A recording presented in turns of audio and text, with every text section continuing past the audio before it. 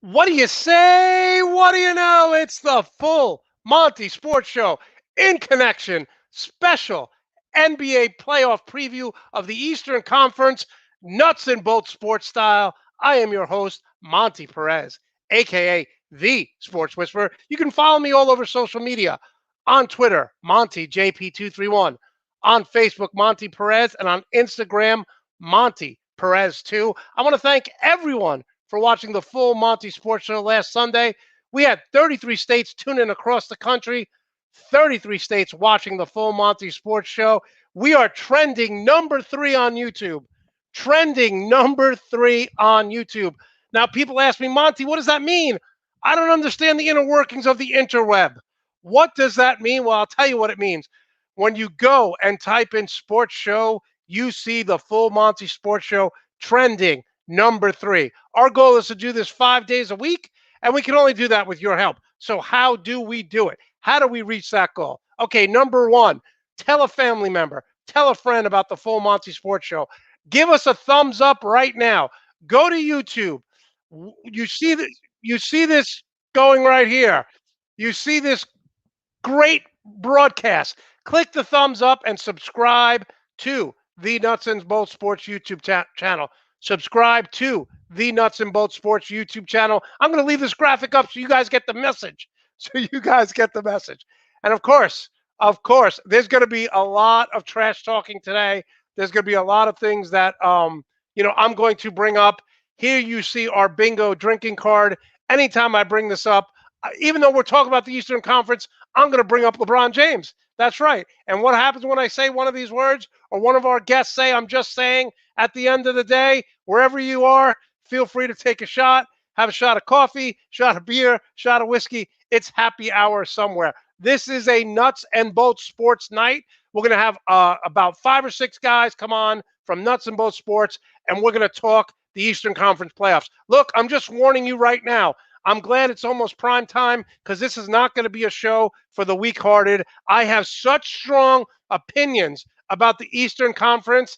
I am swinging for the home run. I'm either going to hit a home run with all my predictions on Nuts and Bolts Sports or I'm going to strike out. But I am going for it all. You got to swing the bat. You got to go for it. And that's what I'm going to do with these Eastern Conference predictions. Like I said, we're going to have the Nuts and Bolts Sports crew join us in a few. But first, we start each show with the good, the bad, and the ugly. So let's start with the good. On Monday, it was announced that George Patton, general manager of the Denver Broncos, would be hiring his old colleague from the Minnesota Vikings, Kelly Klein, and in doing so, making her the highest-ranking female scout executive in NFL history. This is a great move for the Denver Broncos. It's a great move for the NFL. I say this all the time. We need more women in positions of power in sports. I was hoping that the Knicks, before this year, would hire Becky Hammon, the assistant from the San Antonio Spurs. They did not do that, but congratulations to Kelly Klein. Great job working your way through the ranks. So happy for her that she's getting a chance, and hopefully we'll see more of her in the future. So that is the good. Now let's talk about the bad. So people are criticizing LeBron James for his tweet. LeBron tweeted, "Since I was 19 years old, and I am a pass-first guy, always been. That's why I'm never mentioned as the greatest scorer, huh? That's perfect. I'd rather keep it that way," grinning with a smiling face. What I don't understand, right, is there are certain people who spend their whole lives living a lie, like George Costanza from Seinfeld. Someone says to him, can you keep a secret? I'm living a lie. George Costanza says, just one? I'm living like 20, right? We have politicians who lie their whole lives. We have narratives created that people say it, but there's no factual basis on it. People say LeBron James is not a scorer. He's a better scorer than Kobe Bryant. Yeah, I said it. He averages more than Kobe did. He shoots at a much higher percentage. Kobe Bryant shot 44%. LeBron James shoots 50. So he's third all time in points per game. He's third all time on the NBA scoring list. So don't tell me LeBron James is not an elite scorer. He's a passer first, but he is an elite scorer. He is an elite scorer. Averages more points than Kobe Bryant. Shoots at a much higher percentage. So for all you people, the Mamba, yeah, Kobe Bryant was a great player, but LeBron James is a better scorer and he's more efficient. Those are facts. Let's remember that we live in a society now where people want to throw out facts. People just want to say, hey, that's my opinion. No, you can have your opinion, but facts is facts. Now, if you want to debate that Kobe Bryant was better than LeBron James, that's your opinion. I'm fine with that. Debate whatever you want. I'm not trying to change your mind, but I'm giving you facts. LeBron James is one of the most efficient scorers in the history of the NBA that didn't play center. And now I'm about to lose my mind and I'm taking on NBA royalty, but I don't care. We went with the good. We went with the bad. Now let's get to the ugly. I'm going to say this and I'm going to put the camera on me and I'm going to lean in for everyone to hear it. Michael Jordan is the worst decision maker in the NBA. For 10 years, the great one has run the Charlotte Hornets. Again, we're going by facts. For 10 years, Michael Jordan has run the Charlotte Hornets, and they have been to the playoffs 3 times. Newsflash, they've never made it past the first round in those 10 years. Let me just be even more frank. Michael Jordan sucks as a decision maker. And the record is there to prove it. And what did he do? He went out this offseason and he went after Gordon Hayward in free agency. Mr. $30 million man. Gordon Hayward played 44 out of 72 games. Let me repeat that. Michael Jordan is the worst owner and decision maker in the NBA, and I'm a Knicks fan. I've seen what James Dolan has done. And don't give me this BS that Michael Jordan picked LaMelo Ball. You get a lottery pick every year because your team sucks. So, yes, Kemba Walker was good and LaMelo Ball. Those are the only 2 players out of 10 drafts where he's been successful. Michael Jordan gets a pass. He gets a pass, and I'm tired of it. Why? 10 years running the Charlotte Hornets, 3 playoff appearances, and they lost in the first round. They got blown out by the Indiana Pacers in the play-in game. Blown out. They were down 25 points at halftime. And to make it even worse, they were sitting comfortably in the 6th, 7th, and 8th seed. They lost 5 in a row at the end of the season. Don't tell me Jordan got it right with LaMelo Ball. Even a blind squirrel gets a nut. When you pick a lottery pick every year, you're bound to get one right. In 10 years, Kemba Walker, LaMelo Ball, that's it. And he gets a pass from the media. He has ruined that great city of Charlotte's basketball team for the past decade. Can you tell I'm fired up? All right, let's do something we love to do. Let's surf the crowd. Keep the comments coming. Yeah, I'm sure. Yep. Let's see what we got here. Brooklyn, Philadelphia, Milwaukee. Okay. Andrea going with Milwaukee. We're going to get into that. Be the change, baby. I like that. Someone out of nowhere. The Spurs stink. You know, yes. What is this? Okay, I'm going to have to call you out here, Kevin. You're saying LeBron James is not an elite scorer, longevity. He's 3rd all time in points per game. So if you want to say the longevity aspect, yes, Yes, I agree with you. He's going to be the all-time leading scorer, but part of being great is being available. LeBron James has never missed a playoff game. Let me repeat that. LeBron James has never missed a playoff game. So, Kevin, I agree with you with the longevity, but he's third all-time in points per game. He's a better scorer than Kobe Bryant.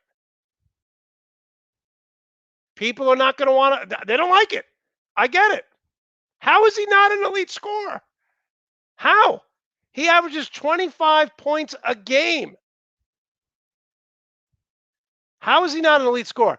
It makes no sense to me. He's third all time in points per game. So, for those of you who don't think he's an elite scorer, these are facts.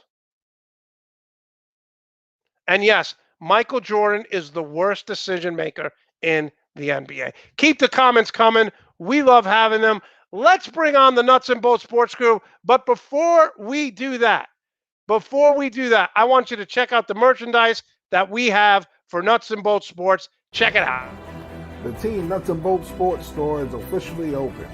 Log on to www.teamnbsmerch.com and get your t-shirts, hoodies, polos, all sizes available. Once again, log on to teamnbsmerch.com. Get yours today.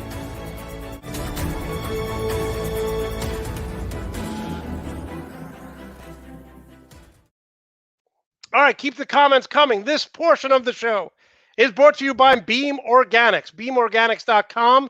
Beam creates the highest quality of functional supplements for better balance, performance, recovery, and sleep.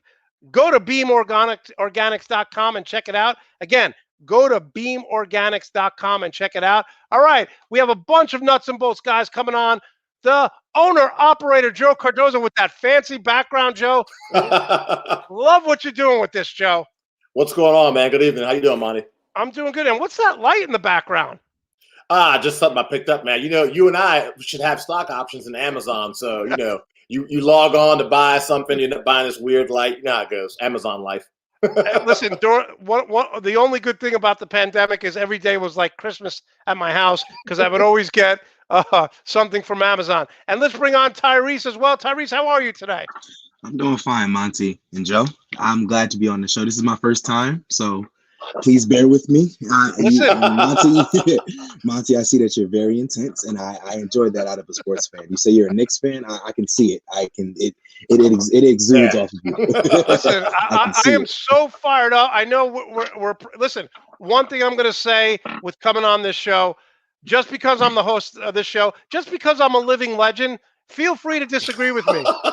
Don't hold back. This is not about being a yes man. It's your first time on. Just swing for the fences. Whatever your opinion's on, just say it with conviction, and that's it. And of course, Jeffrey, we have so much to talk about with the Milwaukee Bucks. I can't wait to talk to you about that, Jeffrey. So excited. Yeah, me either. I just gotta get the right time. If I get my ticket to finally go back to see him play after 2 years. Yes, it's great that they're opening up the stadium. All right, let's get right to it, guys. Let's get right to it. First and foremost, I'm going to start, and I know Joe is going to really, really be upset about this and disagree with me. Here's the thing. When it comes to sports, sometimes less is more. What I mean by that is I don't want – everyone's talking about college football and the national championship. Oh, we need 8 teams in the playoffs. Why? It's Alabama, Clemson, Ohio State, and one other team. We don't need more teams. We don't need more play-in games. One of the reasons why college basketball regular season has the worst ratings of any sport, I mean, I think the NHL actually does better than them, is because the regular season means nothing. You watched the play-in games last night. They were terrible. So I disagree with the play-in games. If you can't make it as an 8 seed, get the hell out. What are we rewarding incompetence for? I don't like it. Joe loves the play-in game. Let's start with you, Joe. Yeah, I love it, man. It's more basketball. I mean, yeah, yesterday was not a good representation of what I was looking forward to. I mean, let's even take out the fact I'm a Wizards fan.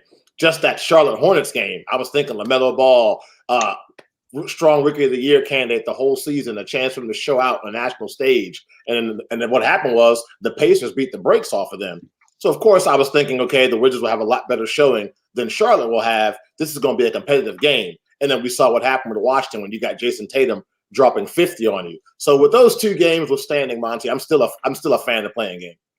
Okay, Joe, I'm just going to stop for a moment. I know that you love the playing game. You love more basketball, even if it means bad basketball. But people know Jeffrey. People know you. I want you guys to introduce yourself, tell you where you're from, so the fans can kind of get to know who you are. Let's start right here. Go ahead. My name is Tyrese. I go to Rutgers Newark. I recently graduated from Rutgers Newark. My major was journalism and media studies. I have my bachelor's within that field, and basketball has been my passion for years. I played in high school. I followed the game closely. You know, I don't really have a favorite team, but I'm more of a players person. And Kyrie is my favorite player because, you know, he's repping New Jersey and he's putting on for my city right now. So me, I'm a simple guy. I love sports. I love talking about sports. I love arguing about sports. And I look forward to doing more shows in the future with you guys. I'm really excited. Okay, and Tyrese, just to let you know, I coached at Kane University for 2 years. Then I coached at Ramapo College. And I think we were, in my 4 years of coaching there, my last year coaching at Ramapo, we made it to the Elite Eight. They just put me in the Hall of Fame 2 years ago. But I think we were undefeated against Rutgers Camden and Rutgers Newark. So I'm just throwing a little trash out there for the Rutgers. That's fine. That's fine. Okay, next up, introduce yourself. Hey, how's it going, everyone? My name is Edwin Duodo. I'm actually recently graduated from Rutgers as well, too. Same with Tyrese. Congrats, by the way, once again. So I do love sports. I graduated with journalism and media studies as my major, and I love sports as much, too.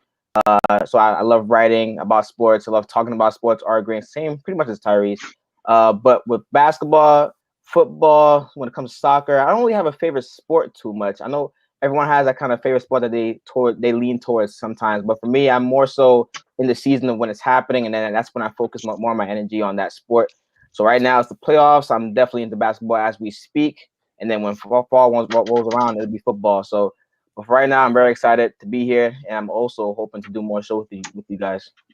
All right, and Greg just gave us an update. Memphis is up 38-19, proving once again the playing game. Gosh. The playing game is an absolute joke.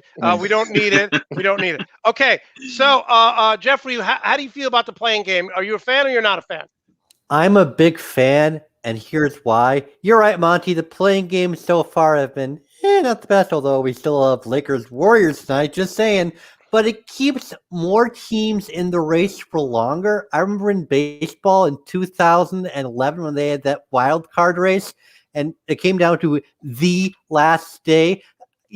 Bob Costas can't tell me that the wild card is bad when it keeps more teams up until the last day. And this year in the NBA, there's always going to be a few teams that are going to tank. We saw that with Houston. We saw that with Detroit. We saw that with Cleveland and Orlando.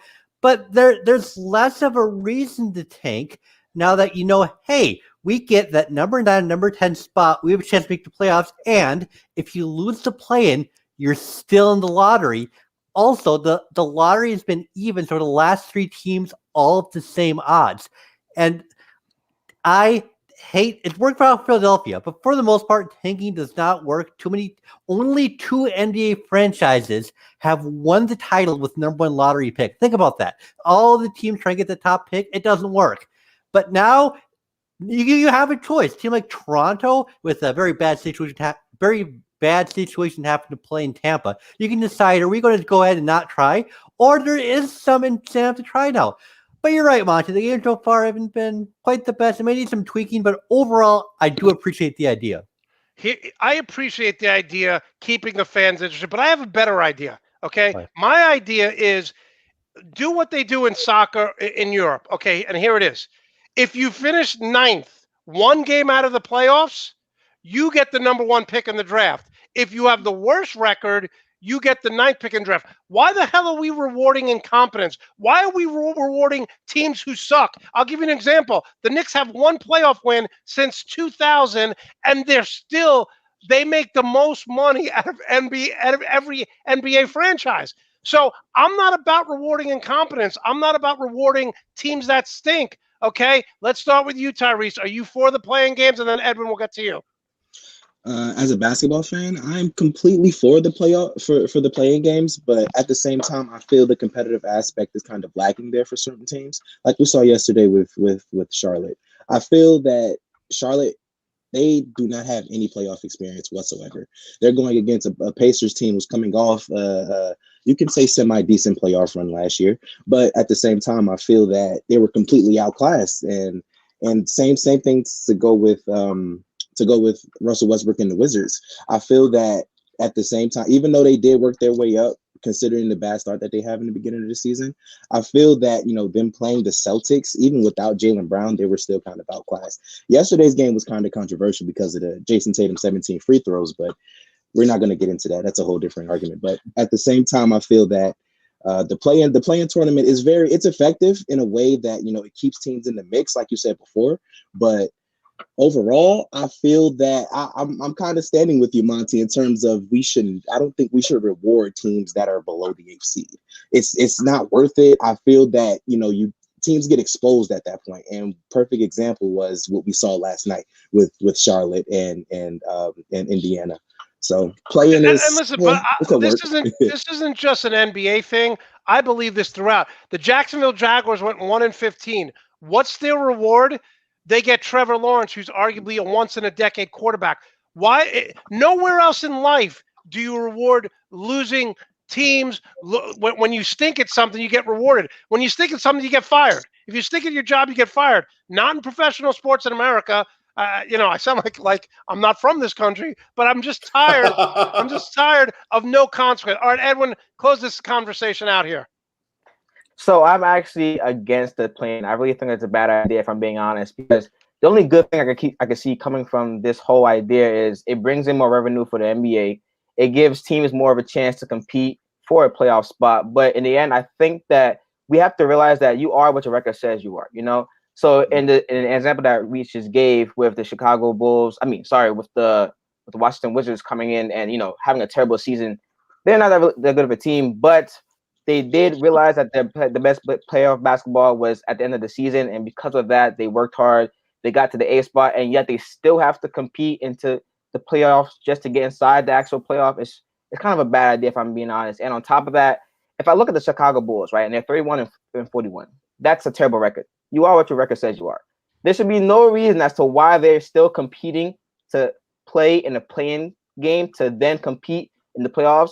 I think that you should just, as you guys mentioned before, it's pretty much you had 72 games this season to show what you're made of, and you didn't get the job done. So that's case closed for me. The Celtics, for example, they still have a chance, but towards the end of the season, they were kind of inconsistent, which is why they, in my opinion, don't really deserve to be in the playoffs, but they're still in, obviously, because of the play-in. All these factors just give me the reason of I'm not really too sure why we're doing this, if I'm being honest, because it's just giving more opportunities for players to be competitive and succeed. But in the end, I do think that it's also discounting the hard work that other teams have done to claim one of those 8 spots in the seed. So I'm not really for the play-in, if I'm being honest with you. No, listen, like I said, a lot of people like it. A lot of sportscasters love it. And, I'm just going to close out this segment and close out this conversation with just, it's kind of, I didn't really expect it to go this way. But if you really, really want to get into the nuts and bolts, how about that, Joe? If you want to get to the nuts and bolts, how about right off the bat, I'm agreeing with the Jersey guys because I'm from Jersey. So, I thought I was gonna get ganged up on here, but I think it's gonna be 3-2 throughout the night. We're gonna win in 5 games here. All right, let's move to the second. We'll start with Tyrese, and we'll go to Joe, then we'll go to Jeffrey, then we'll go to Edwin. Who is your MVP in the Eastern Conference? Easily Joel Embiid. Easily Joel Embiid. I feel his season in Philadelphia it has been mind blowing, considering the fact that he's been struggling with injuries in the past couple of seasons. We all question whether or not he'll be able to play a full season, and he's missed some games this season. But the games that Joel Embiid has played for the 76ers, they have been dominant.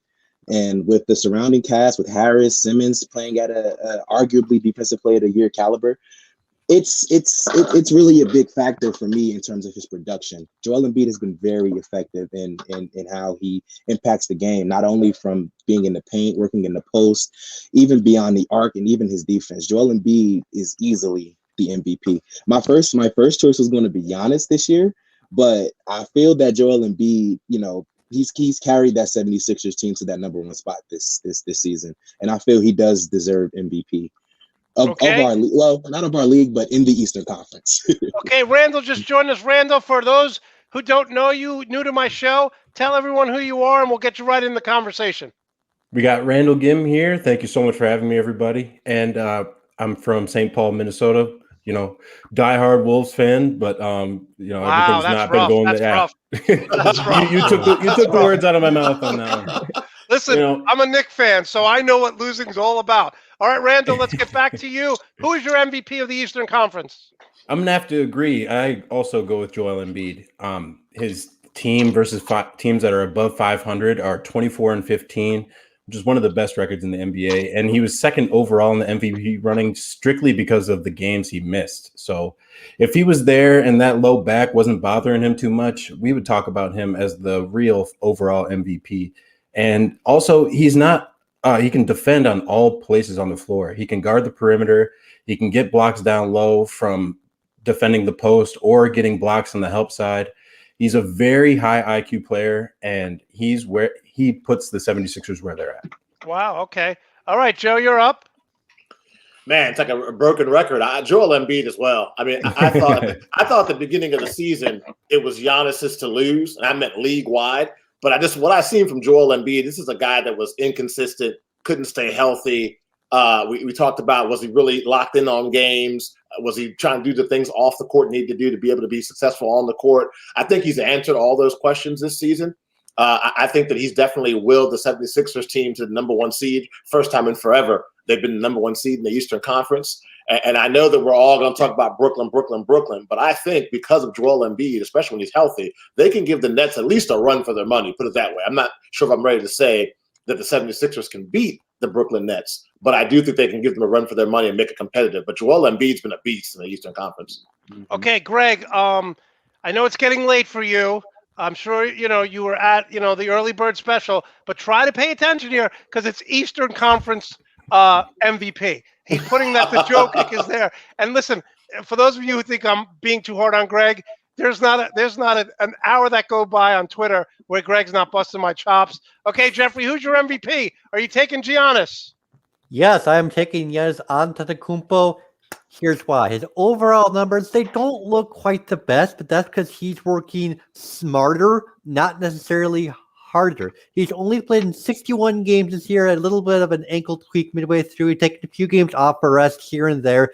Didn't play in the finale, but he's still playing at a very high level, and he's working to improve his game, coming off back-to-back MVPs as it is. In the beginning of the season, he was again struggling from the free throw line, all the way down 62%. Teams were hacking him, staying in the line, hoping he would miss. He worked on his form. He got all the way up to that 68.5%. Not the best, but he's respectable enough that teams can't foul him anymore. He's the motor of the team, and he's played smartly enough that now everyone knows, hey, people got voter fatigue. Here in Milwaukee, we ain't got no fatigue about Giannis.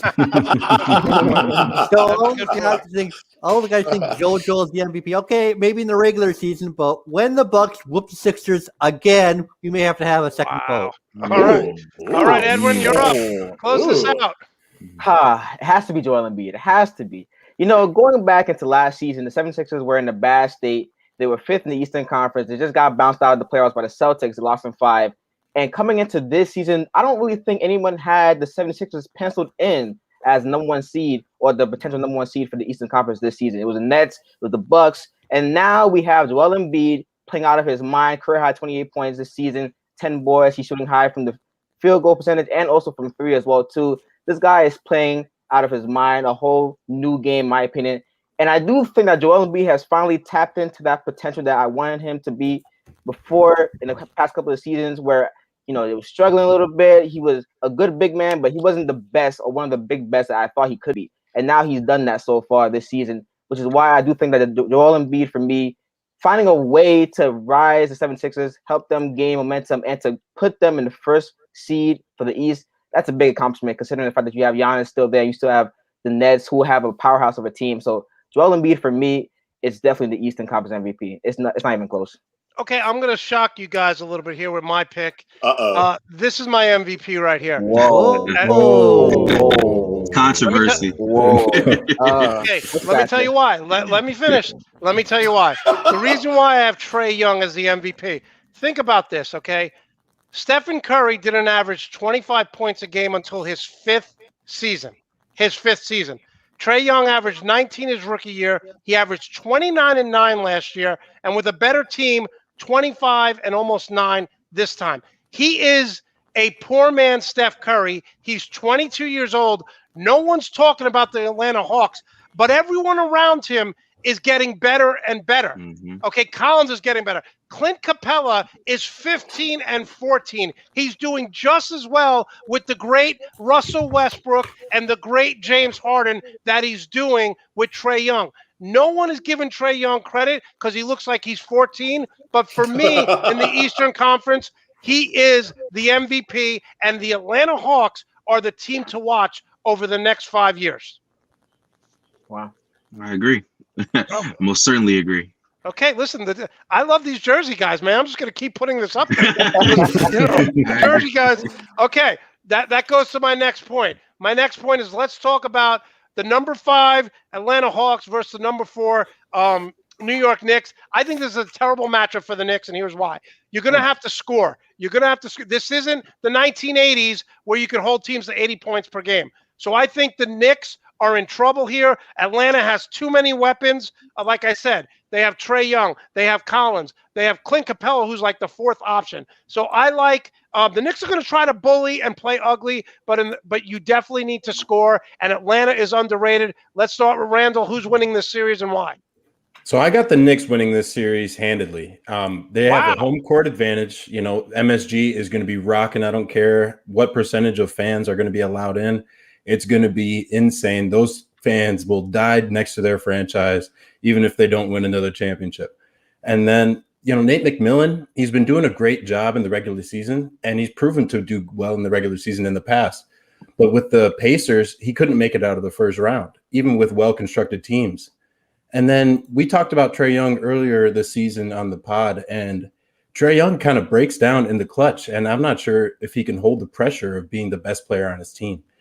He is in wins. He's 33 points per game in the regular season. This is around March when I wrote these down. So 33 points per game, 51% from the floor.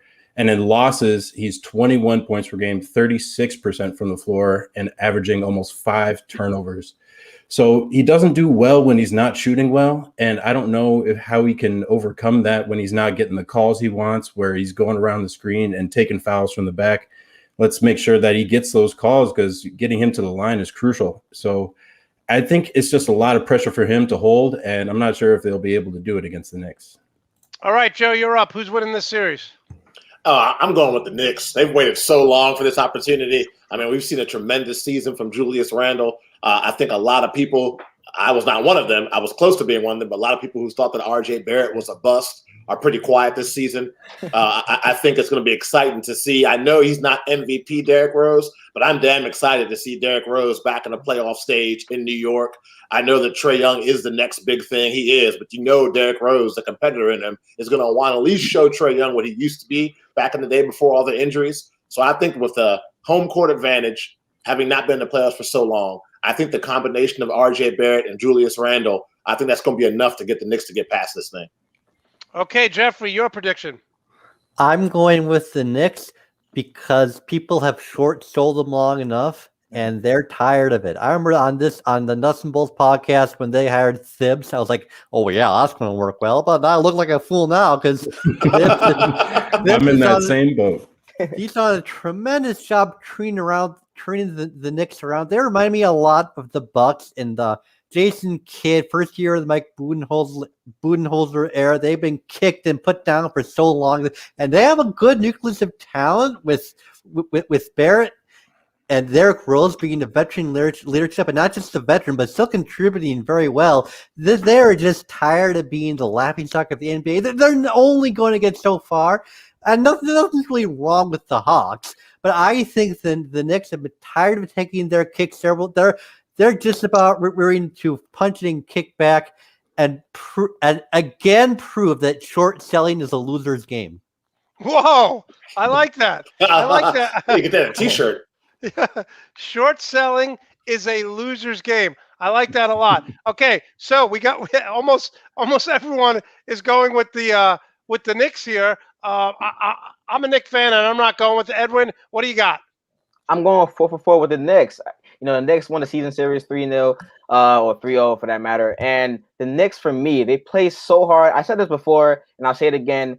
Any team that faces the Knicks in the Eastern Conference playoffs will have trouble, right? They play so hard, and that would pretty much guarantee you almost 40 wins, which is what they accomplished this season. And on top of that, I'm not too sure about the Hawks and their physicality in terms of how they will perform in the playoffs. Knicks obviously third in defense this season. Hawks are 21st. That's going to bode well for the Knicks. And I do know that the Hawks have more talent than the Knicks. We have Sweet Lou, Trae Young, John Collins, Gallinari, Bogdanovich. All those can be big problems for the Knicks, but I do believe that the Knicks, for me, they'll find a way to get more defensive stops, and that'll lead to more offensive possessions. And I think in the end, they'll probably get through and get over the hump over the Hawks. By the way, I'm just going to put this background up anytime Jeffrey talks, because with that Jason Kidd comment, it always comes back to the Bucks. It always comes back to the Bucks. Okay, close us out, Tyrese. What do you got here? I have New York. And for certain reasons, this is a really difficult one because I like both teams. I feel that New York has the advantage in terms of their defense, and I feel that Thibodeau is going to have he's going to game plan for Trae Young. I feel Trae Young specifically. If Trae Young struggles, the Hawks are going to struggle. They need Trae Young to be on all cylinders in order for that team to be able to perform at peak performance. John Collins needs to step up most definitely for the Hawks in order for them to be successful. And also going back to the Knicks, we have to talk about how RJ Barrett also has to step up as well. RJ Barrett has shown flashes that he can be a really good third option behind Randall and Rose. So I feel that if RJ Barrett steps up, Julius Randle keeps doing what he's doing, and Derrick Rose shows us that he still has something left in the tank, I feel that the New York Knicks can most definitely win this one. So especially, and I feel that it hurts the Knicks to not have Mitchell Robinson, but I feel that they still haven't missed a step on defense. So I feel that Nerlens Noel being down there, him being a really solid rim protector, I feel that the Hawks are going to have a tough time unless Trae Young gets to the line about 34 times, and then we'll see what happens at that point. But so I feel that the Knicks have the advantage in this matchup. So I'm going to close with this. Okay, I think that RJ Barrett has had a better second season than Ja Morant. He's improved more this year in his second year than Ja Morant has. Ja Morant hasn't improved from last year. He hasn't. RJ Barrett has. Now, but here's the problem with the Knicks. Okay, a few years ago, Dwayne Wade, I forget who they were playing. It was the last year of his before he retired, and he went out and he dropped over 30 points. And he's like, "This is what I do. This is what I do." The next 3 games, he had 30 points in 3 games. So if this is what you do, why aren't you doing it every night? Derrick Rose as a second option can't do it every night. He could do it once every 3, once every 4 nights. But if you look, Tyrese and Edwin both said it. If you look at the Atlanta Hawks roster, you got Sweet Lou Williams coming off the bench. If he's not going to the strip club, he could be a positive influence. Okay? You got Danilo Gallinari, who can drop 20 and a half. You got Collins. You got Clint Capella, who's the 4th and 5th option. You talk about Nerlens Noel, who's never been a great player, but he is a rim protector. Clint Capella is just as good. So the Knicks really only have 2 scorers, where the Hawks have 9 guys who are averaging over 10 points a game. Derrick Rose may drop 35 in game 2, and then game 3 and 4, he'll have 11, and he'll have 9. So this is why I'm taking the Hawks. Everyone else is taking the Knicks. Again, forget about the Jersey guys who abandoned me. I'm just going to go. I'm on an island. I'm on an island. That's what it is. That's what's happening right now. Okay, let's move to Milwaukee versus the Miami Heat. Here's the deal. We'll start with Jeffrey. And again, I'm going to put his Milwaukee Bucks background up so he feels. Is there a time limit for Jeffrey on this? Because Here's what I'm going to say, Jeffrey, before we get to it. I think the Bucks are the best team in the East. I think adding Drew Holiday and adding PJ Tucker was adding toughness that they didn't have.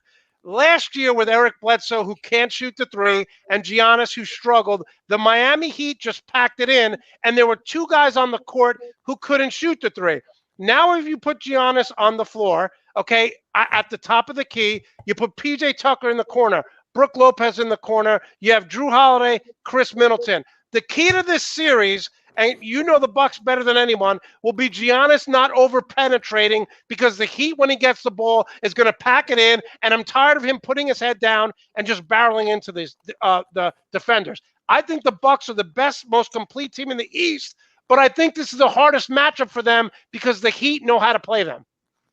Yeah, so believe me, most of us in Milwaukee, we're looking at those standings. Well, unfortunately, yes, we are going to have to play the Heat. I think the Bucks are definitely the better team, and I think I'm not going to guarantee anything because I have a lot of respect for the Heat and Eric Spoelstra, but I think the Bucks have a much better chance of winning this season than they did last season. First of all, they have home court, and yes, Pfizer formally have 50% capacity, so they will have some sort of home court. The Bucks are playing much better in this situation than they were last year in the bubble, when they lost all of momentum going into the bubble, didn't do well in the seeding games, looked bad against the Magic, and the Heat have they're just so focused the way they can shut down Giannis. As I said earlier, Giannis is playing smarter. If he facilitates to his teammates, and Chris Middleton and Drew Holiday can take their share of the load, the Bucks can close out with attention to detail and defense that had been missing at some points this season. I say, thank you, Jennings. Bucks and 6. Bucks and 6. And you know what? I'm going to say this to all my Miami friends here in Florida. I moved to Florida from New York. So I'm going to say to Hector, I'm going to say to Wesley, I'm going to say to Sam, I'm going to say to Nikki, I'm going to say to Brittany, listen, guys, it's not personal. It's strictly business. Okay? For all you Miami fans, I just think the Bucks are the most complete team. Joe, who do you have in this one? This is tough, man. This is tough because, even though you give Coach Spo no respect ever, Monty. I never do. I'm a Miami Heat guy, but I have to agree with you guys, you and Jeffrey. Milwaukee is just stacked. The addition of PJ Tucker, Drew Holiday is what Eric Bledsoe isn't, which is a good shooter and a person that makes good decisions in crucial times. Also a chance for Drew Holiday on the playoff stage with a real opportunity to make a championship run to show the rest of the league what he's capable of.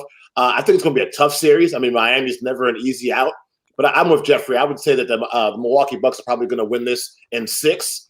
The way Milwaukee doesn't win this series, though, is if Giannis reverts back to his old ways of just thinking he can put his head down and try to be a running back. It's going to turn into foul trouble. It's going to turn into turnovers, him being frustrated, and that plays into Jimmy Butler's hands.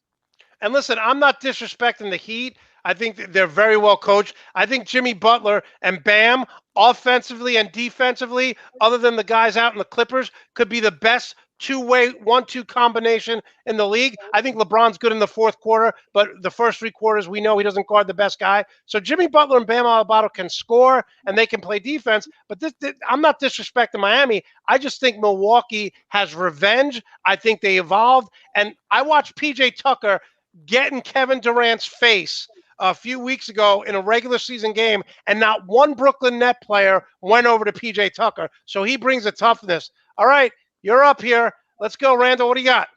Milwaukee cannot let this happen again. Coach Bud's job is definitely on the line, and it's surprised that it's on the line in the first round. Normally a coach, if they don't make it past the Eastern Conference Finals or to the Eastern Conference Finals, their job is on the line. Well, if he loses this first round series, he's definitely out of there. And he's notoriously known for not making in-game adjustments in the playoffs. And when you get burned by the Heat one time, you normally take a step back and take a look and try to figure out a different way to go about messing with the Heat. So you got to be able to make those adjustments. And you can't, exactly what Joe said, you can't let him go down and put his head down, Giannis going through the lane, And you have to get the job done, and Giannis, I think, will make that happen. And with the addition of Drew Holiday and PJ Tucker being able to guard pretty much anybody in the league, I think it will be very hard to beat them. And I actually have Bucks in 5. Nice. I like where this is going. Tyrese, say you're on the Bucks bandwagon. Most definitely, and for a number of reasons. First of all, they lead the league in scoring, 120 points per game. It's going to be hard for Miami to try to stump that, especially this season, considering the fact that they don't have Jay Crowder, and that's another defensive piece that they had with last year's team. But at the same time, this isn't the same Bucks team that we saw last year. They added Drew Holiday, and with Drew Holiday, you have perimeter defense. When you have the perimeter locked up for the Miami Heat, it's going to be hard for them to score. And that's going to be a point of emphasis that the Heat most definitely have to get through in order for them to be successful within the series. So I feel that Giannis is having another Giannis here. Nobody's really talking about that as much. It's easy every year. So it's Giannis is doing his thing, and I feel that with the addition of PJ Tucker and Brook Lopez still playing his role being the outside shooter, I feel that the Bucks most definitely have a way more versatile team than they had a year ago. I don't think the Heat will be prepared for the attack the Bucks I feel that they're going to have this year. Okay, Edwin, can I make the argument that last year in the bubble, teams were not ready for Duncan Robinson, for Tyler Hero, for Kendrick Nunn, but now they know, like, you give these guys an inch, they're going to shoot it. So can you say that the one of the reasons why Miami struggled this year is there's no more surprise?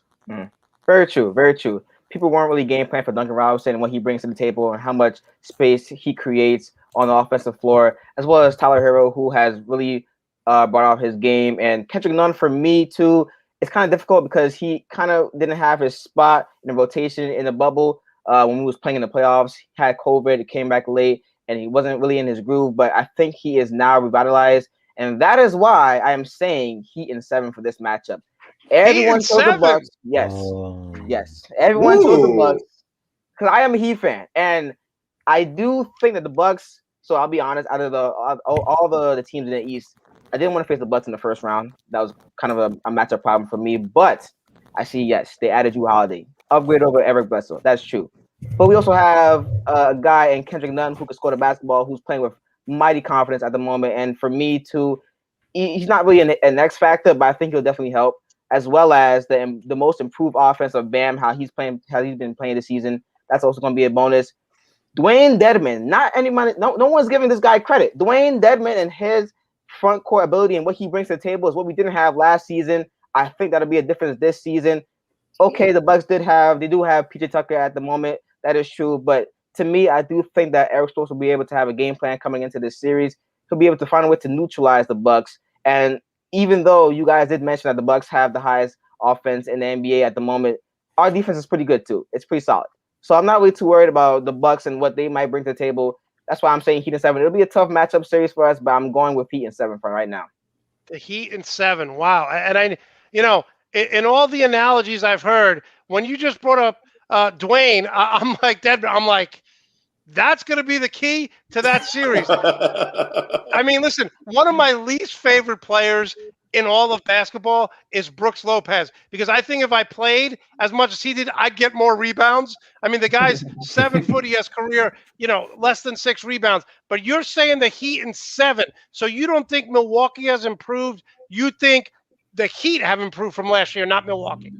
I do think that both teams have improved. Definitely Milwaukee and Drew Holiday and what he brings to the table definitely offers more than what Eric Bledsoe did and what he ever did for Milwaukee. I do think that the Heat have also made their additions as well, too. Let's not forget, I know Tyrese has mentioned about Jay Crowder and what he brings to the table and how he went to Phoenix. Trevor Ariza, for me, does the same job, shoots better at the 3 than he does, in my opinion. And on top of that, he's more disciplined than Jay Crowder is. And on top of that, we still have Iggy. We still have Kendrick Nunn. We have Dwayne Dedmon. We still have Butler. Let's be honest. Let's be honest, everyone. Dwayne Dedmon out of nowhere. I love it. Giannis, I love it. I'm telling you guys. Giannis is 0-5 when Jimmy Butler plays. Look at Jeffrey's face. Let's get a close up there. Jeff, I feel the pain. I feel the pain right there.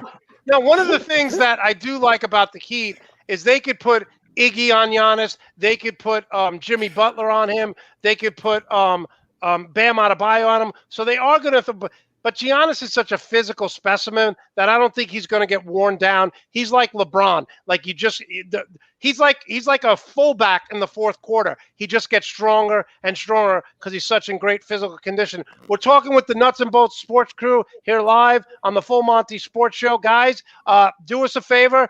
Give us a thumbs up. Subscribe to the Nuts and Bolts Sports YouTube channel. As you can see, just by talking to these guys, there's going to be so much shows coming on and so much talent. So go subscribe and give us a thumbs up. Okay, Joe, we're going to start with you because I don't know what the hell to think about this team. Are the Brooklyn Nets for real? Here's the problem I have, Joe. No matter what they do, no matter what you do defensively, these three guys are going to score 75 points a game.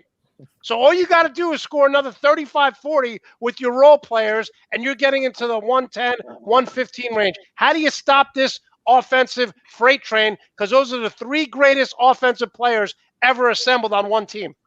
Yeah, I think you got to – I mean, unfortunately, I hate to say it, but you got to hope there are off-shooting nights, obviously. I think the biggest thing with Brooklyn is health. I mean, it seems like right now with the playoffs getting ready to start, they're going to be on all cylinders and everybody's going to be able to play. But it's been kind of up and down and rocky. And you can say it about all the teams in the NBA. We've been talking about a 72-game season, not having the same amount of rest you've been getting usually during the NBA season. So everybody's been going through it. But Brooklyn, it seems like, I think I want to say it's like less than 10 games the three of those guys have played together. So, I mean, somebody had mentioned in the chat room, and I agree with them 100%, the Nets played absolutely no defense. So, I mean, you have a chance to score along with them. You just got to hope that you have the last shot because, like you said, with those three people, when you got Durant, when you got Kyrie Irving, when you got James Harden, who has the last shot? It's a toss-up. So I think with the Brooklyn Nets, you have to hope that you can score with them, and you have to hope that at least a couple of these guys have an off-shooting night because they haven't really been tested. This is their first time being tested as a unit in the playoffs, and they're still trying to find their roles with the Blake Griffins, people like that they kind of brought on board towards the end of the season. So, I mean, I still think at the end of the day, it's going to end up being Brooklyn and probably the 76ers in the Eastern Conference Finals or Brooklyn versus Milwaukee, depending how the matchups line up. But I think you just got to hope that off-shooting night for at least two of their stars, you have to hope for. And you got to hope your team has a great scoring night so you can outscore them because defense is like a foreign word to these guys. Edwin, we'll go next to you. One of the things that I'm really intrigued about is for the first time since he played with Oklahoma City, James Harden is probably going to be the third option on offense. And my thing here with the Nets is they're going to score. You know, they may not be able to defend. In the fourth quarter, they have no interior defense whatsoever because they sit DeAndre Jordan. So are you going to have to score 120 a night to beat them in the playoffs? You most likely will. But depending on how good your defense is, that won't get to that. It won't get to that point, if I'm being honest with you. And this is why I have kind of reserved feelings about the Nets and how they play and how they will play in the playoffs this upcoming season because I do think that, yes, KD, Kyrie, James Harden, they all can go for 40 any night. No one's denying that they can hit the game-winning shot. It's pretty harsh. But the playoffs, for me, is more so about defense. It's more so about getting stops. It's more so about getting crucial rebounds, getting scrappy with the opponent. And all of those components, I don't see the Nets having in the team right now. Being honest with you, I see the likes of James Harden, KD, who has been injured this season, who has been on load management. Are we really confident that he can come into this playoff and deliver? James Harden, who forced his way out from Houston, this is a big moment for him. And in the past, he's proven to not really deliver as much as you would want him to. So if I'm really looking at the Nets right now, I'm thinking, yes, they're going to have times where they're going to be able to bail themselves out because they have guys who can score the basketball and guys who can hit a game-winning shot. But if they can't get that crucial stop to win the game, that's when they'll be in trouble. And when that happens, all it takes is one shot to be missed for them to lose that game. And this is every game is pretty much win or go home for that matter. So the Nets, for me, they're kind of scary, but I'm not really looking forward to how they perform on defense. Brando, one of the things that bothered me when I was a young kid growing up is when Magic Johnson and the Lakers lost to Michael Jordan when Jordan got his first ring. They interviewed Magic Johnson afterwards, and he said, "We didn't win, but we got here." And I was like, what the hell is that? Ricky Bobby, if you ain't first, you're last, right? But my thing is, Kevin Durant came out and said, and Kyrie, it's not about a championship. Well, if it's not about a championship, why the hell did you leave Oklahoma City to go to Golden State? Does it bother you that they have such a nonchalant attitude about winning a ring? Absolutely. And they also have a nonchalant coach that has only gotten 120. He's gotten 120 games played in the playoffs and has never been to an NBA Finals. So you got your players that have more experience than the head coach does. And Kyrie at the beginning of the season said it best. He said, I could be a coach. KD could be a coach.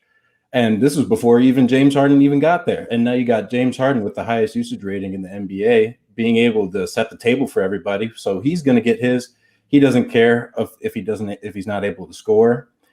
But it also comes down to everybody being able to sacrifice. So Harden sacrifices the scoring load. And then Kyrie's going to have to sacrifice being off ball, which I'm not sure how he does all the time.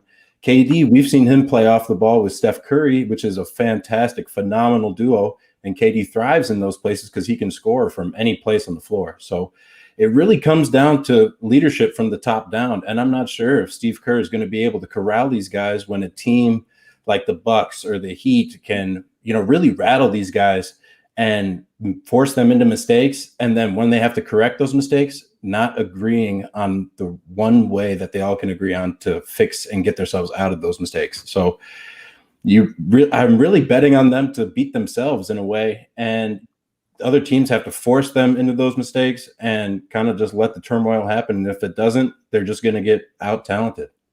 Can you imagine if LeBron James said it's not about winning a title? Can you imagine if Michael Jordan said that? I mean, again, Ricky Bobby, if you ain't first, you're last. Jeffrey, did it bother you when Kevin Durant came out and said that? I don't recall that statement, but hearing it now, it really does bother me. But even though the Nets, this has been a problem sometimes with Harden and Durant and Irving especially. Their focus kind of wanders all over the place. Well, what the heck are you saying? But as a Bucks fan, when the Bucks lost that game at the end of the season, falling down from 2-3, it was like, because that means if it's the Bucks and the Nets love home court, and they have the best star power in the Eastern Conference in the NBA. The team with the stars, that tends to be the team that does really well.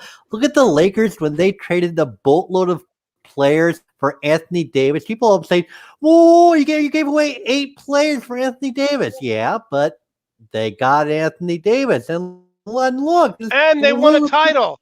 Exactly. And New Orleans can't even make the playoffs with those guys. So it was the right move. Yeah, so they got Harden. Kyrie is the 5th player in NBA history of 50 stat line with 25 points a game. They have all 3 players healthy. And Randall makes some great points. None of it's not guaranteed. This is the first year Steve Nash has little coaching experience, but I would not want to make a bet against a team that has Kyrie Irving, James Harden, Kevin Durant. We don't overthink it, guys. Exactly. Tyrese, we're going to close the segment of this show with this question. Game on the line. Who's taking the big shot? If you're Steve Kerr. Who are you drawing the play for? Man. This is a tough one because I'm a really big Kyrie Irving fan. Like Kyrie is one of my favorite players. He's always been one of my favorite players. But if I'm the coach, I'm giving the ball to Kevin Durant. No doubt. I will always give the ball to Kevin Durant at the end of the game. It has been some times where I feel that Kevin Durant doesn't really need to do much to score. He just needs to do a couple moves to get to where he needs to be. Whether it's a step back or just pulling up over somebody that's either shorter than him or about the same height as him. It doesn't matter. Kevin Durant is virtually unguardable. And if I can change that option, which I'm pretty sure I can, I would probably give the ball to Kyrie Irving next. But overall, if the game is on the line and I need to get this win, I'm giving it to Kevin Durant, no doubt, every single time. Kevin Durant, one of the things that people don't realize is as big of an ego as Steph Curry has, Steph Curry knew that Kevin Durant was the number one option, right? Mm-hmm. He knew that. But I'm going to say this in defense of Kyrie Irving, and I know Joe, again, is going to disagree with me here. The greatest shot in the history of the NBA Finals was not Michael Jordan in Game 6, where he pushed off in the Utah Jazz. The greatest shot in the history of the NBA is Kyrie Irving right here, because they're down. They were down 3-1. Cleveland has never won a championship since 1964. And Kyrie Irving, bingo, the greatest shot in the history of the NBA. Tyree, do you agree with that? Yes, absolutely. That shot right there, I feel, is absolutely iconic. I can hear Mike Breen every time, like with the Irving with the shot, Bang! bang, bang, bang. Like it's such that moment overall. It was so weird because I watched that when I was in high school. I remember it vividly, like every single time. I'm thinking Kyrie Irving is gonna go. He's been going at Stephen Curry the entire series at that point, and I'm thinking Kyrie is probably gonna get the last shot. Thinking about that Cavs team now, Kyrie was going to get the ball regardless of anything that would happen. LeBron will probably tell you, yeah, Kyrie most definitely was going to get the ball at that point. And I feel that shot overall kind of, it boosted Kyrie. It boosted Kyrie up the ladder for me in a sense. I feel Kyrie is one of the best to ever play. But going back to your question before, I feel like Kevin Durant. I don't know if I were to put all my chips in that. I'll bet on Kevin Durant to make the shot. I don't know why. I just feel Kevin Durant can get to that spot and make the shot from anywhere. So I'm not doubting Kyrie. Kyrie's one of my favorite players, and I'm pretty sure he can make the shot. But Kevin Durant, I feel if you need to get a bucket, it's going to Kevin Durant. Most definitely. What's so interesting about that shot, like we saw here, and that game was just a phenomenal game to come be the only team to remember. The Warriors won. They set the record. They beat the Bulls that year, but we may have had the greatest shot in the history of the NBA Finals, and we had the greatest defensive play in the history of the NBA Finals with LeBron James. And for those of you who didn't think I'd get through an Eastern Conference show without talking about LeBron James, you're obviously wrong. So there's our little bingo drinking card. LeBron James, feel free to take a shot, everyone. All right, we're talking with the Nuts and Bolts sports crew here. We got about 10, 15 minutes left. Let's close it out with this. Joe, we're going to start with you. I think the Philadelphia 76ers going out and getting Dwight Howard and getting Green and getting Curry was the smartest move off season. First of all, Dwight Howard was a model citizen in LA. Blocks, rebounds. We know, like Brook Lopez, Green could score 2 points for 3 games, and then he'll hit 6 threes in a quarter in game 5. But here's what I like about this, right? Ben Simmons can't shoot the 3, but now you have Curry, you have Green, you have Harris, you have guys all around him who can shoot. Talk about the depth of this 76er team. They may not be the sexiest team, but they are filled with professionals. Yeah, no, absolutely. They are. They all know their roles and they accept their roles. I mean, talk about Joel Embiid being the number 1 option. I think Tobias Harris is a really underrated player. And to your point, I'll say you never know what you're going to get with Danny Green. You might get a 3 for 10 shooting night from 3, or you might get an 11 for 13 from 3. But he's going to play good defense, and then Dwight Howard's an enforcer still in the middle. So, like you said, it might not have the starting 5 of a Brooklyn Nets team, but from top to bottom, that's a really, really put together roster. I think Daryl Morey did a really good job. And then people seem to forget their coach is Doc Rivers, been to the NBA Finals, has won an NBA title. I think that team is much improved under Doc Rivers. So I expect big things from Philadelphia. I mean, if anybody in the East can beat the Brooklyn Nets, it's going to have to be Philadelphia or Milwaukee. And if I had to pick between those 2 teams, I'd actually go with Philadelphia. Okay, Tyrese, who are you picking here? I mean, talk about the Philadelphia. Are they good enough to get to the finals? Yes, but you don't sound confident. Because there's obstacles. The Eastern Conference is stacked at the top. You got the Nets to get through. You have the Bucks to get through. You have a lot of teams that we have to see them, be put in a position where their squad will be fully tested. So I feel that they can get to the finals if everything works, no injuries, and they're clicking completely like they were in the regular season. But we've seen number one seed teams completely sell out. I'm going back to the Mavericks all the way back with the We Believe Warriors. This is the kind of vibe I'm getting from the 76ers team. Not to say that they're going to sell in the playoffs, but we have to see overall how this team is going to perform.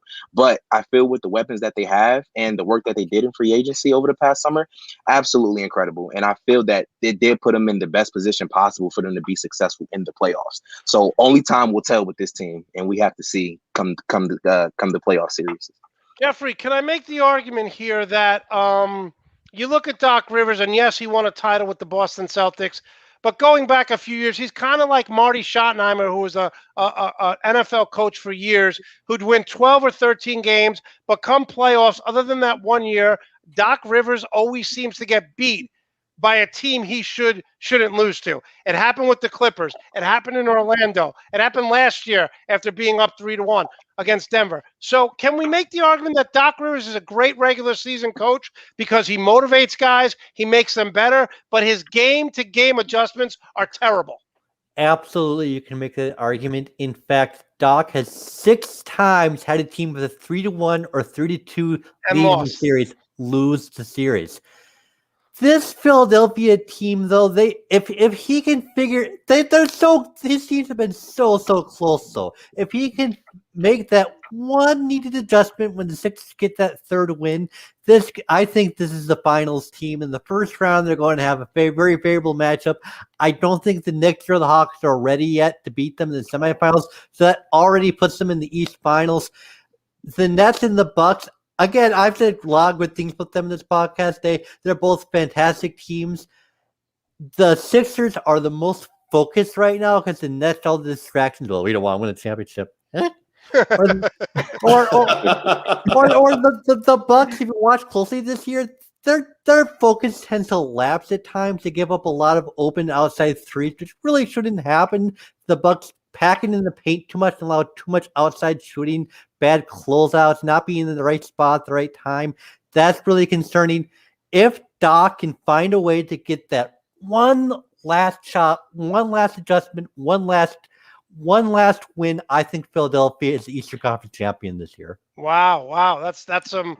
So listen, I'm going to give my prediction later on the show, but I had Philadelphia and the Lakers in my preseason article on Nuts and Bolts Sports. But props to you, Jeffrey, for bringing up the stat that Doc Rivers has led 6 times 3-1, 3-2, and lost. So definitely great job with that. Okay, Randall, what do you got here? How good can the Sixers be? Do you like their addition? Are they good enough to get to the NBA Finals? Randall, your mic's out. Just like Jeffrey said, they're already slated to get into the East Finals. And with guys like Thibault, Simmons, Green, Harris, all those guys being able to guard on the perimeter and run those guys off the three-point line and then force them down to Joel Embiid, or Joel Embiid even switching onto those perimeter guys, they can guard pretty much anybody in the NBA, except maybe when it comes to those Nets. But they can hold teams to under 110 points, and they can also score with the best of them.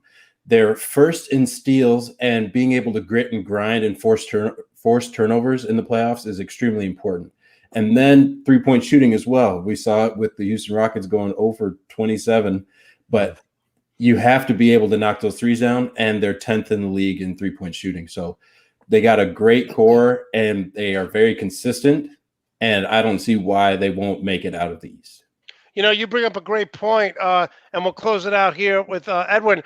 Is this team, one of the things I loved about the Lakers last year is in the fourth quarter, they went big, but they had JaVale McGee or Dwight Howard. They had Anthony Davis. They had LeBron James. They had Kyle Kuzma. They had KCP. Everyone over 6'6". You look at this Sixer lineup. We talked about Joel Embiid. If he switches, he's not a liability. They are so long that they're going to give teams fits defensively. Are they good enough to win a title?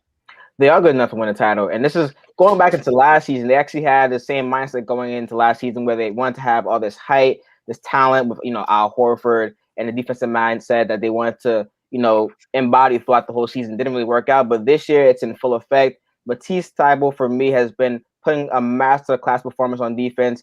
And if I'm being honest, the 76ers for me, I think that they have the easiest path to the Eastern Conference Finals. You just mentioned the Hawks and the Knicks. They're not really well equipped for me to give a run to the 76ers, if I'm being honest. Second in the NBA in defense this season. The offense is not really that great in 14th this year, but I think it'll be enough for them to at least make it to the Eastern Conference Finals. And on top of that, like Jeffrey said, all it takes is one game for them to make that adjustment and for them to make it to the finals. They have the size, they have the length, they have one of the league's MVP candidates in Joel Embiid. So I think, why not? Why can't it happen? But the only thing is, I'm a little bit iffy on the offense. But with Embiid and the way he's playing so far this season, I think it'll be enough for them to make it to the finals. I'm worried about Doc Rivers coaching a Game 7 because I think at some point they're gonna. No, I think at some point, whether they play the Nets, the Bucks, the Heat, I think there's going to be a Game 7 in the Eastern Conference, either semifinals or finals. So I'm definitely worried about Doc Rivers there. Guys, this has been so fun. We're going to close out the show a little differently since we have so many guests. Jeffrey, we'll start with you. Tell us who gets to the Eastern Conference Finals and tell us who plays in the NBA Finals. And then before you go, let us know how we can follow and support your career here with Nuts and Bolts Sports, and we'll go right down the aisle. All right, great. Well, this sounds like probably a lot of my fans upset, but I will have the Nets and the Sixers in the Eastern Conference Finals. The Nets have too much star power, and the Bucks aren't focused enough for me to be able to count on them. Philadelphia, I've beaten the Nets. I have a lot of numbers I use to make predictions, but the Sixers have that bit of chemistry you can't put a number on, but you can see if you watch carefully. And then I will have the Suns beating the Sixers in the NBA Finals. The Phoenix Suns? Wow. Yep. We talk about Doc Rivers not being able to win. Chris Paul can't win. Monty. Whoa. Chris Paul has won like 70% of his games during the regular season. In the playoffs, he's under 50%. Chris Paul's terrible in the playoffs. He's never healthy in the playoffs because he drags the team to the playoffs. Jeffrey, can I say this? Can I say if Milwaukee doesn't get to the Eastern Conference Final, they fire their coach? And would it be a shocker if Brad Stevens is in Milwaukee next year? I say it wouldn't shock me if he is fired. It would shock me to see Stevens in Milwaukee because he's so comfortable in Boston as it is. But I think Boston is going to let him go. There are rumors that him and Danny Ainge are no longer seeing eye to eye. They've gotten worse over this year. A lot of that has to do with injuries. All right, Jeffrey, we love having you on. How can we follow and support you? Yes, we'll follow all these fine gentlemen, Monty, Joe, all of them, Nuts and Bolts SP. Follow me on Twitter at Jeffrey Newham. I retweet all our articles and Nuts and Bolts and all sorts of fun memes and news for you. And I love the Fear the Deer t-shirt. Oh, love yeah. it. All right, Jeffrey, thanks so much. We love having you on. I love Jeffrey. I really do. He is funny. He is knowledgeable. Love having him on. All right, let's get to my Jersey boys. Edwin, start us off. How can we follow and support you? Who's going to the Eastern Conference Final? Who's going to the NBA Finals? Okay, so you guys can follow me on Instagram at King Jalof. Talk about sports, post a lot of sports articles, also on the Nuts and Bolts website. So be on the lookout for that as well, too. My Twitter handle is TheRealEddie03, where I retweet a lot of sports. Follow sports, like sports, everything about sports. Now, for the Eastern Conference Finals, I have the 76ers and the Nets going into that matchup. I think the Nets, they have to be bare minimum, make it to the Eastern Conference Finals for me. And for the 76ers, they have the easiest path to the Eastern Conference Finals because I don't believe in the other teams that'll be in the running to kind of make them and have fits against them. As far as the finals goes, I do have the 76ers and the Utah Jazz in the NBA Finals. Jazz, they have no number 2 option. What is going on right now? let's just all get a grip for a second. Okay? Jordan Clarkson is going to win should win 6 Man of the Year. Okay? He'll come in, he'll score 18 points a game. But who's your number? If Donovan Mitchell is on lockdown, and who are you going to for a big shot in Game 5 when it's 2-2? Are you going to Jordan Clarkson? I do think that Jordan Clarkson this season has been magnificent. He has proven that he can, maybe not so much big time shots, but he has hit some really good shots, been a really reliable scorer for me. And on top of that, I do believe that the Utah Jazz have one of the deepest units in the NBA as it stands right now. These guys know their role. They know how to play basketball together on a cohesive unit. And on top of that, they know how to share the ball and generate offense. And you also have the leading candidate for Defensive Player of the Year, Rudy Gobert, on the team. So as long as Donovan Mitchell comes back and he's healthy or relatively healthy, I think they're pretty much unstoppable at that point. There's a movie called Rain Man with Tom Cruise. And Tom Cruise, his father's a billionaire that he was estranged with. And he goes to the will reading, and all Tom Cruise's dad leaves him is the rose bushes. And Tom Cruise goes, rose bushes? I'm sorry, can you repeat that? Because I can't believe my effing ears. I just heard the Phoenix Suns and the Utah Jazz are going to the NBA Finals. I can't believe my ears. I think my headset's broken. I'm giving you an opportunity to change your pick. I'm firm, Edwin. Stay firm. I'm sticking with the Jazz for this one. I'm sticking with the Jazz. I believe in them this year. Okay, and once again, how can people follow you on social media? So you can follow me on Instagram at King Jalof, and on Twitter you can follow me at TheRealEddie03. That's 2 D's, 1 I, 2 E's, 03, and lots of sport content coming in the future. So be on the lookout for that. All right, man. Love having you on. I'm from Jersey. You're from Jersey, but the Utah Jazz pick really scared me at this point. Thank you so much for having me. We'll see you down the road. Great job. All right, Tyrese, you're up. Oh, Tyrese, let's go. Here we go. I'm still here. All right. Who do you got going to the Eastern Conference Final, and who's winning it all? Okay. Nets and Sixers. I'm going with the majority here. The Nets, star power. 76ers, Joel Embiid, and the surrounding cast. I feel that they can power their way through the Eastern Conference, both teams. And that Eastern Conference Finals is going to be a little bit. It's going to be tough. But from where I stand, I believe the Nets are going to make the finals. And who they're playing against, I'm going to take Los Angeles. I'm sorry. I'm only reason I'm going to take Los Angeles is because we haven't really seen them at full health completely throughout the season. And when they have everyone and everyone's clicking, the team it's ridiculous. So I feel that the Lakers can push themselves through the playoffs this year, depending on how they play against Golden State. But I'm pretty sure LeBron is going to come back with a vengeance in this playoffs. And I've seen it too many times from LeBron James. So every time I think I'm going to doubt LeBron James here, he might lose. He doesn't lose. So I'm going to go with the Lakers and Nets finals. One of the things that I said last year after the first and second round, I said Anthony Davis, if he's got to get 35 and 15 every night. If they go up against the Nets, there's no one on the Nets to guard him. He's got to drop 40 every night. Mm-hmm. I thought after the Lakers won last year, LeBron would kind of do what D Wade did, when D Wade kind of said, LeBron, it's your team now. But Anthony Davis keeps getting hurt. He's one of the most talented big men I've ever seen, but he needs to have a little bit of a dog in him. And if he's going up against the Nets, it's 40 a night for 6 games. Easily. That's why I say the Lakers are the most disrespected team right now because people don't think they can get past Golden State. And I'm saying if Anthony Davis is playing like Anthony Davis, the Lakers are not, they're basically unbeatable. When Anthony Davis is on and LeBron is being LeBron and the surrounding cast just meshes in together, I feel that the Lakers can push themselves through this playoffs and get back to the championship level that we're so accustomed to seeing at this point from LeBron James. I think Dennis Schroeder has been the most underrated player. He's averaging 15, 5, and 5. He takes the ball up. He takes pressure off LeBron. But just to show that, I was not overly hard on the 2 guys who just left the show, Suns over the Sixers, hell no. We need a dunk tank option on the bingo card because of the Jazz. So, they get killed.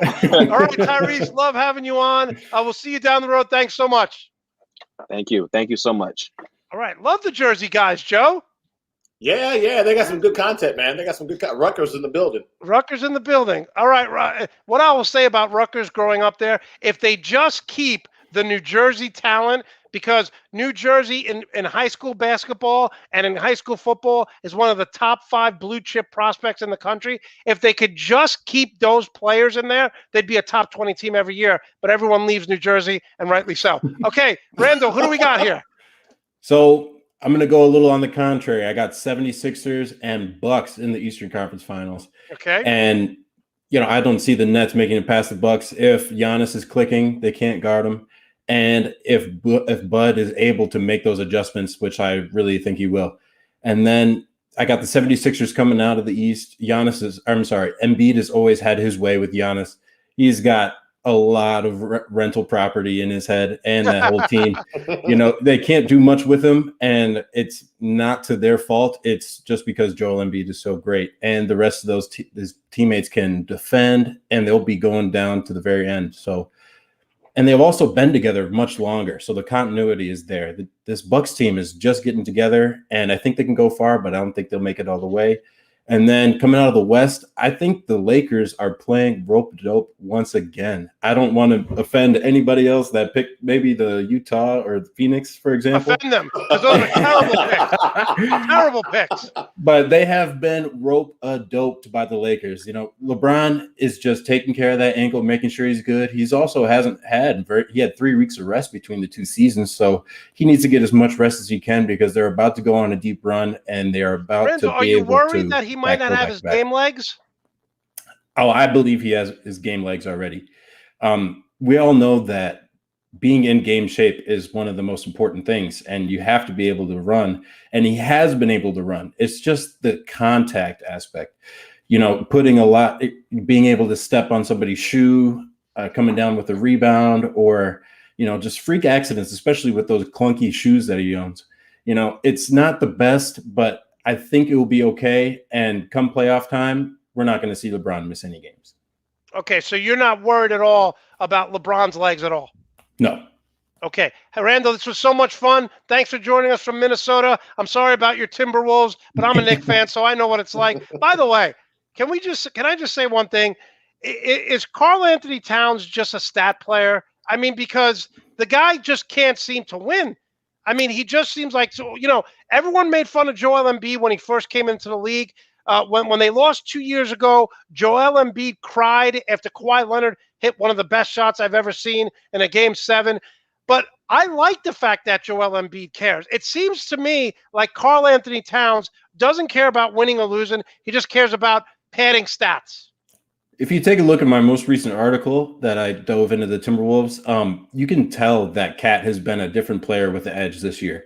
He went toe-to-toe with Joel Embiid, scoring 39 and giving him a dunk on top of his head and making him duck out of the way. It was terrible. Even though it was a loss, Cat made his presence known. And he's going up and talking smack with Jimmy Butler, telling him to go call Rachel Nichols. All this stuff. And especially with the loss of his mother, like he's taking his emotions away from the game and putting them strictly into his ability. And also, I have to blame it on our organization. The organization has been terrible for a very long time. And now that we finally have a vision under Gerson Rosas, and we have the coach that we have been looking at for many years now in Chris Finch, things are finally starting to come together. And Cat's going to be a late bloomer in terms of the winning aspects.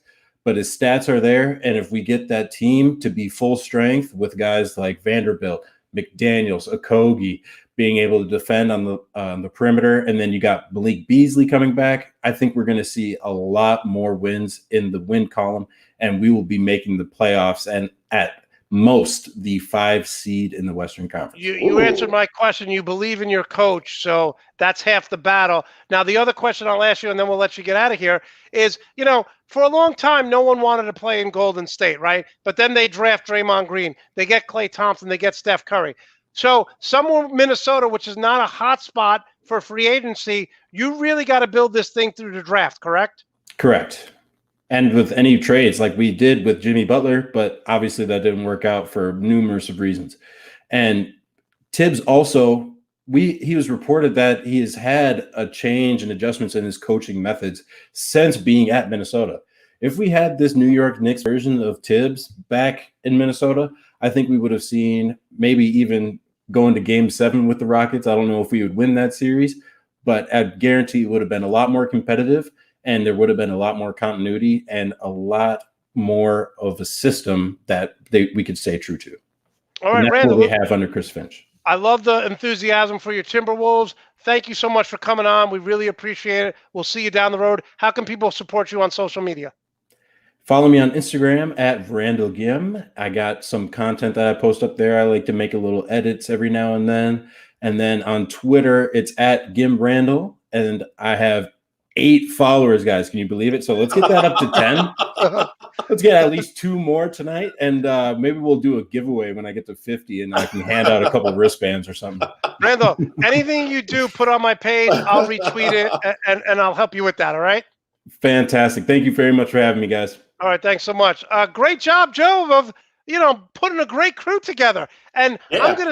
I'm gonna say this: you watch a movie, right, and the movie's so good, and to me, the Infinity War, where they all evaporate, that's the best ending.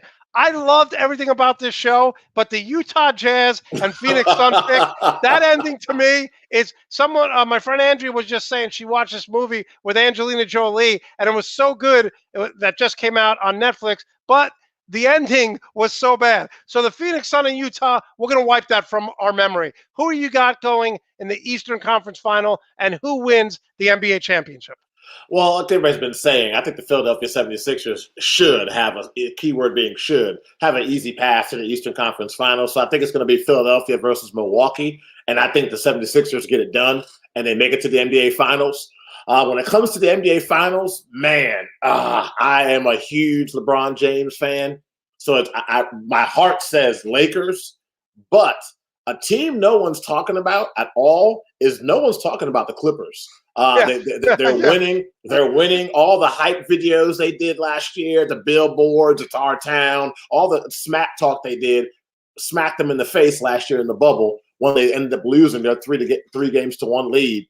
And this entire season, you really haven't heard a lot. They've done some load management for Paul George and Kawhi Leonard here or there, but you haven't heard a lot from the Clippers. So my 1B would be the Clippers to make the finals. But in Joe, the end, the Clippers have the same problem, right, that the Nets have. They have no one to protect the rim, and they shoot way too many jump shots.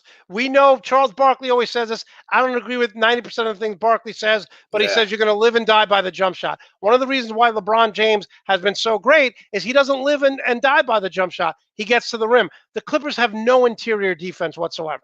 Oh, with all that being said, I'm still saying Lakers versus 76ers. But I wouldn't be surprised if the Clippers made it to the NBA Finals. And then who wins the whole thing? I think LeBron and those guys repeat. I think they get a back-to-back title. Because, I mean, like we all saw last year, when that team is locked in and they're healthy, they're as good as anybody. And I think the Dennis Schroeder addition is so big for the Los Angeles Lakers. He's an improvement over Rajon Rondo. And we saw how much of an impact Rondo had for the Lakers last year. So I think the Lakers come back and win it again. But I would not be surprised if it's Clippers 76ers. Listen, people thanking you for talking to the Clippers. All right, Joe, what's going on with Nuts and Bolts Sports? What's going on with you and your talk show? Well, my show, I will drop the debut episode on Monday, Memorial Day. So around this time, Monday, with Nuts and Bolts Sports, you know how it is, man. The machine just keeps on rolling. Our Western Conference NBA preview show will be on Friday at 8 p.m. As we just saw, a lot of talented writers and contributors being added on to the roster almost every day. So, which is a great thing. It's a great thing to see. Definitely keeps me busy. So, yeah, Just Three with Joe is the name of my show. Like I said, that will drop on Monday. So when you're stuffing your face with hamburgers and in between White Claws and beers on Memorial Day, Memorial Day is when it's going to drop. Hey, I don't drink those things, but some people think they're delicious. I'm more of I know a lot of people who drink them. Yeah, I'm more of a Patron kind of guy, but that's just me. But yeah, Memorial Day will be the debut episode of my show, Just Three with Joe. I'm also working on another show with my really good friend Larry Bazzani called Coast to Coast. We dropped the debut episode of that a couple of weeks ago. We had a really, really good show. We had a former NFL defensive lineman, Philip Daniels, was our guest to kind of talk about the NFL draft with us. So, yeah, just nonstop content, nonstop fun here at Nuts and Bolts Sports. And this was a good show, man. I had a good time. Yeah, no, great time. Thank you so much. We'll see you down the road. And, Joe, finally, Lakers win tonight, right? Yeah. I mean, you know, come on, Monty, vice president of the Golden State Warriors Haters Club. There's no way I can go with those guys. But I think Curry goes off. He'll probably score 60 points or something. But, yo, here's the thing. Someone posted over the last 10 games in L.A., Steph Curry's shooting like 36% in L.A. Well, there you go. There you have it, man. All right, Joe, thanks so much. Love having you on. We'll see you down the road. All right, man. Thanks, Monty. Good times. All right, that was Joe Cardoza. I want to thank all our guests for Nuts and Bolts Sports for joining us. I want to thank you, the fans, for making this show, trend number 3. Again, if you like this show, tell one friend, tell one family member, and get people to subscribe to the Nuts and Bolts Sports YouTube channel. I have a little cartoon here. It's easy. Thumbs up, and then boom, subscribe to the Nuts and Bolts Sports channel.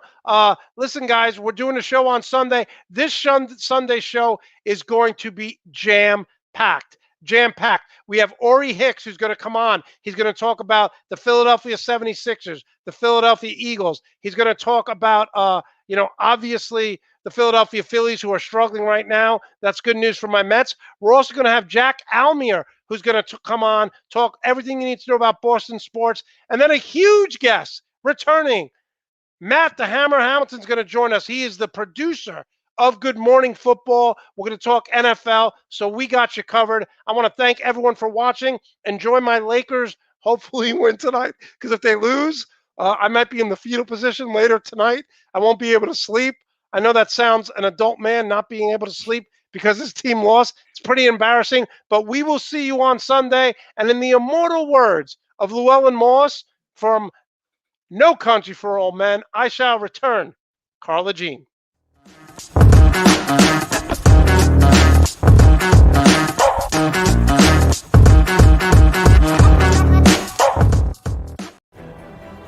The Team Nuts and Bolts Sports Store is officially open. Log on to www.teamnbsmerch.com and get your t-shirts, hoodies, polos, all sizes available. Once again, log on to teamnbsmerch.com.